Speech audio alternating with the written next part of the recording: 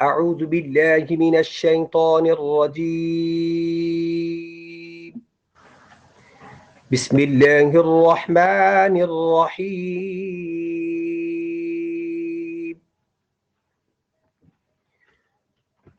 ربنا وابعث فيهم رسولا منهم يتلو عليهم آياتك ويعلمهم الكتاب والحكمة ويزكيهم إنك أنت العزيز الحكيم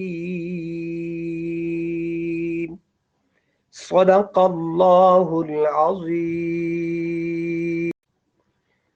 ترجمہ: ربنا وبعث فیہم رسولا منہم یتلو علیہم، ربنا اے ہمارے رب، وبعث فیہم وبعث بھیج ان میں رسولا ایک رسول منہم انہی میں سے، یتلو علیہم آیاتک جو ان کو پڑھ کے سنائے تیری آیتیں، ویعلمہم الکتاب والحکمہ اور سکھائے ان کو کتاب، والحکمہ اور حکمت کی باتیں، وَيُزَكِّيهِمْ اور ان کو پاک کرے، اِنَّكَ أَنْتَ الْعَزِيزُ الْحَكِيمُ بے شک تو ہی غالب حکمت والا ہے۔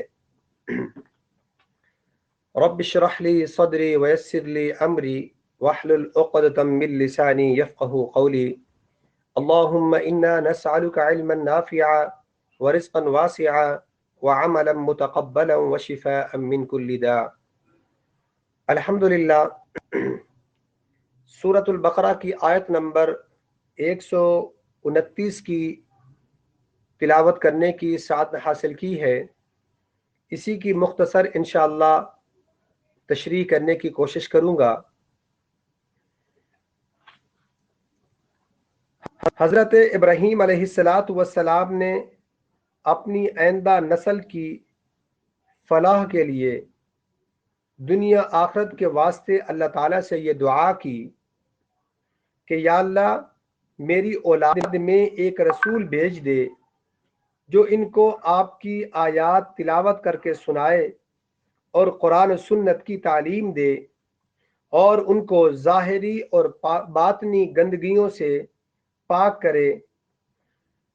اس میں حضرت ابراہیم خلیل اللہ نے اس رسول کے لیے اپنی اولاد میں ہونے کے لیے جو دعا کی وہ اس لیے کہ اول تو یہ کہ اپنی اولاد کے لیے یہ سعادت اور شرف ہے کہ میری اولاد سے وہ پیغمبر ہو، اور دوسرا یہ کہ جب انہی قوم میں سے انہی برادری کے اندر سے ہوگا، اس کی چال چلن سے، اس کی سیرت سے، اس کے حالات سے وہ لوگ بخوبی واقف ہوں گے تو کسی دھوکے فریب میں مبتلا نہ ہوں گے، بلکہ آسان طریقے کے ساتھ اس پیغمبر کی بات کو مان لیں گے۔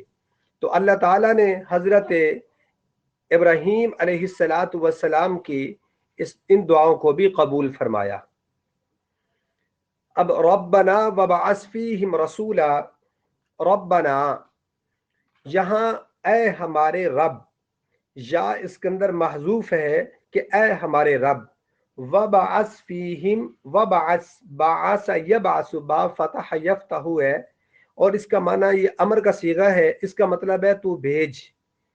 کہ جب ہم سامنے کوئی آدمی ہو ہم اسے حکم کرتے ہیں یا کوئی بات کرتے ہیں کہ یہ چھوٹا ہے یہ کام کر دے، یا بڑا ہے اس سے گزارش کرتے ہیں، تو اللہ تو ہر جگہ موجود ہیں۔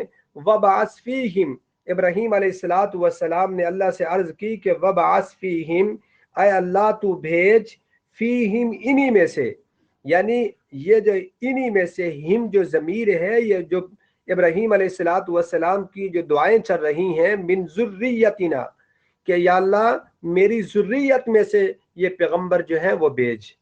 اور اس کی وجہ میں نے آپ کو بتا دی دو وجہ سے۔ آگے رسولا منہم، کہ رسول ہو انہی میں سے ہو، یہ بھی میں نے آپ کو بتا دیا کہ ان کے حالات سے وہ لوگ واقف ہوں گے تو بات ان کی زبان سے واقف ہوں گے، تو اس لیے ان کی شرافت سے وہ لوگ بات سمجھنے کی کوشش کریں گے۔ آگے یتلو علیہم آیاتی کا، یتلو، تلا یتلو واحد مذکر کا یہ صیغہ ہے اور इसका मतलब होता है पढ़ना, तिलावत करना। और तिलावत के मानी क्या होते हैं? तो तिलावत के असली मानी होते हैं इत्तिबा करना, पैरवी करना। और ये लफ्ज़ जो है इस्तिलाह कुरान के अंदर ये दूसरी आसमानी किताबों कलाम इलाही के पढ़ने के लिए भी इस्तेमाल किया जाता है। तो यहाँ अब हमारी इस उम्मत के लिए जब भी तिलावत जिक्र की जाए, ये तिलावत का लफ्ज़ बोला जाए, तो इससे मुराद कुरान करीम की ही तिलावत होती है। इसके अलावा किसी और कलाम की तिलावत नहीं की जाती। वयुअल्लिमुहुमुल किताब वल हिक्मा, वयुअल्लिमु और सिखाए उन्हें अल किताब, अल किताब से मुराद कुरान करीम है। वयुअल्लिमु, अल्लमा युअल्लिमु, ये बाब तफ़ईल है। तो यह उनको सिखाए, उनकी रहनुमाई करे, उनको बताए।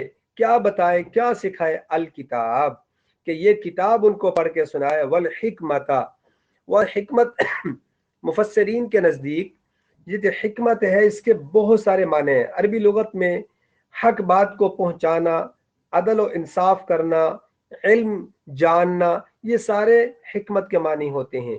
लेकिन यहाँ पर जो अल हिकमत का लफ्ज़ है, तमाम मुफस्सरीन के नज़दीक यहाँ हिकमत से मुराद नबी करीम सल्लल्लाहु अलैहि वसल्लम की सुन्नतें हैं। आप सल्लल्लाहु अलैहि वसल्लम ने जो हमें तालीमात देकर गए हैं उनको अपनाना, उन पर अमल करना, यहाँ हिकमत से मुराद ये है।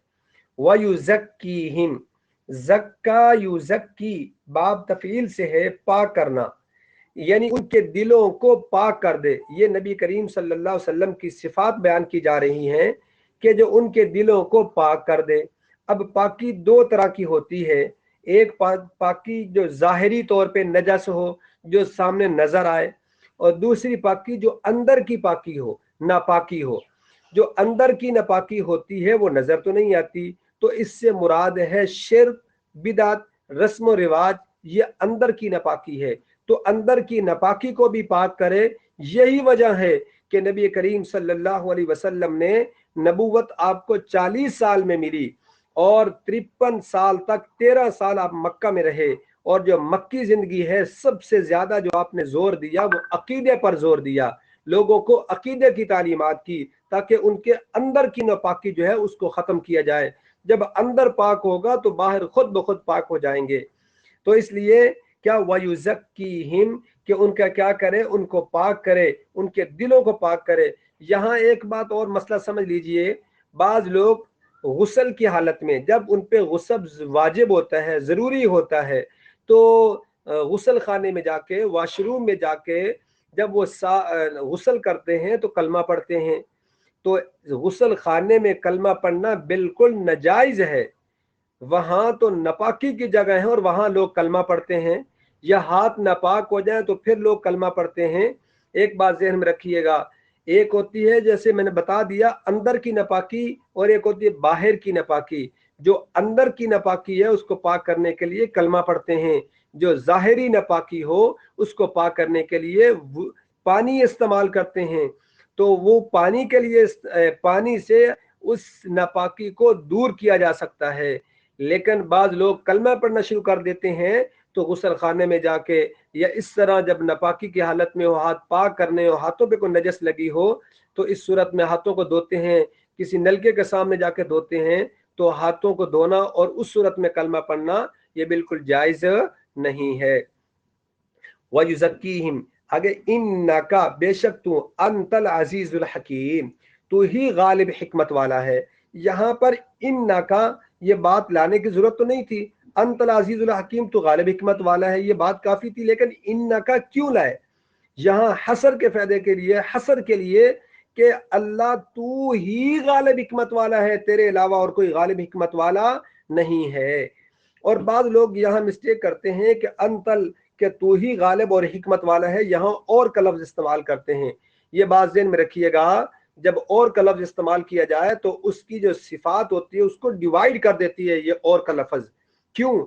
इसका मतलब है कि वो गालिब है लेकिन उसके अंदर जो हिकमत की सिफत ये नहीं है कि सेम टाइम में ये सारी सिफात एक आदमी के अंदर जमा नहीं हो सकती।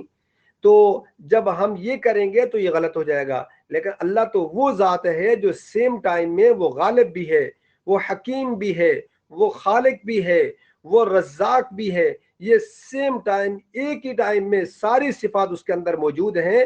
اس لیے یہاں وداؤٹ واؤ ذکر کیا کہ یا اللہ تو ہی غالب حکمت والا ہے، اور درمیان میں یہ واؤ اس لیے ذکر نہیں کی. تو یہاں ہمیں ایک اور بات سمجھ آتی ہے کہ نبی کریم صلی اللہ علیہ وسلم نے فرمایا کہ میرا جو ذکر ہے آدم علیہ السلام سے بھی پہلے کا ہے، کیونکہ مسند احمد کے اندر ایک حدیث ہے کہ نبی کریم صلی اللہ علیہ وسلم نے فرمایا کہ اللہ کے نزدیک خاتم النبیین اس وقت میں تھا جب آدم علیہ السلام پیدا ہی نہیں ہوئے تھے، بلکہ ان کا خمیر اللہ تعالیٰ جو ہے وہ بنا رہے تھے، تو میں اس وقت سے تھا. پھر آگے نبی کریم صلی اللہ علیہ وسلم نے خود ہی بتا دیا کہ ایک تو ابراہیم علیہ السلام کی دعا، اور دوسرا عیسیٰ علیہ السلام نے بشارت دی تھی وَمُبَشِّرًا بِرَسُولٍ يَأْتِي مِن بَعْدِ اسْمُهُ احمد، کہ میرے بعد ایک نبی آئے گا میں اس کی خوشخبری سناتا ہوں. اور تیسرے نمبر پہ آپ صلی اللہ علیہ وسلم نے فرمایا کہ مجھے میری والدہ کو خواب آیا تھا کہ میرے حمل سے، کہ ایک میرے پیٹ سے ایک ایسا نور جو ہے وہ نکلا ہے جس سے ملک شام کے محلات جگمگا اٹھیں گے. تو آپ صلی اللہ علیہ وسلم گویا کہ آپ کی نبوت کا ذکر رب العالمین نے یہ آدم علیہ السلام سے بھی پہلے ہی کر دیا تھا، اور یہ آپ صلی اللہ علیہ وسلم کی شان ہے. اللہ تعالی ہم سب کو قرآن کو سمجھ کر پڑھنے والا بنائے اور قرآن پر عمل کرنے والا بنائے. وآخر دعوانا ان الحمد للہ رب العالمین. Subscribe my channel for further updates and like this video. Please share this video with your friends and hit the like button.